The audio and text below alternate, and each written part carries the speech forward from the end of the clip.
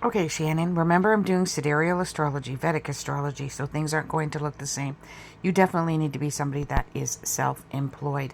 Not only self-employed, but you are a healer with the Mars in Pisces. You've got a couple of planets in the 12th house, which means you ran a business in your past life, karmically, as a healer as well.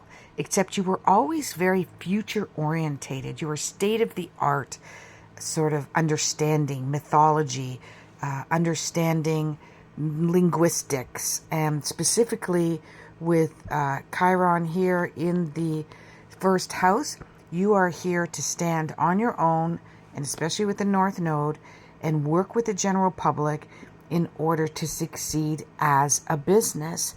Now, normally I would look at the brain in the 8th house, which is more of psychology, but if you're looking at brain health, then I'm going to be taking a look at Aries and Saturn, which means there was a time when you were an expert at it. It also indicates that as a child, you may have experienced somebody with brain health issues, specifically a female, which may have been a mother, a sister, or a good friend, and even yourself, of course. And this really set the identity of who you are. You're an extremely smart person. You're brilliant. And that wasn't recognized when you were a child. So the brain health may even be around cognitive and learning and the ability to be able to be sharper in your thinking, using left hemisphere, right hemisphere, etc. So all I ask is that you put a detailed review underneath this, and possibly it would be really helpful actually if you went back to where you asked the question and put a detailed review there as well.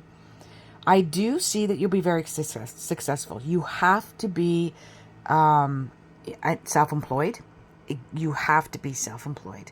You will never be happy if you're not. In fact, in past lives, you've already done this work around the power of the brain and the power of the mind.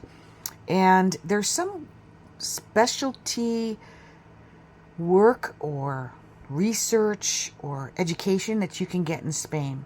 So I'm going to take a look at another part of your chart to see around Spain. However, if there's a move, I would see it most likely next April.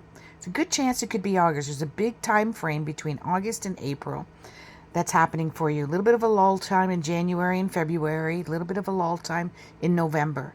But other than that, pretty full steam ahead with Jupiter going through your third house and then wavering back and forth into where you would move, okay, in that area there. So if you don't move in August, you're definitely moving by April of next year. You're going to be putting that all in play. What this is a magic dust. It's fairy dust. It's good luck. It's good fortune. It's when pretty much anything that you apply in your life will work out with ease, will be easier for you. There's a massive amount of success, specifically in 2026 and 2027. Again, I see you in institutions.